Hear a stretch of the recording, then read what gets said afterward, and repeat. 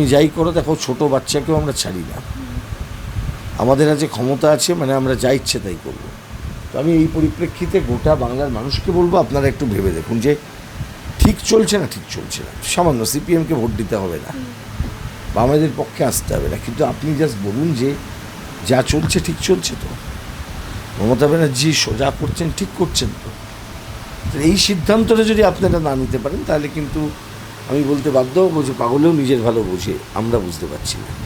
আর এখানে মীনাক্ষী মুখোপাধ্যায় তিনি গিয়েছিলেন ন্যায় বিচার যাতে তারা পান সেই কারণে। তারপরে আমরা দেখলাম যে নওশাদ সিদ্দিকী তিনিও গিয়েছিলেন এবং মোহাম্মদ সেলিম তিনি যাবেন 28 তারিখে।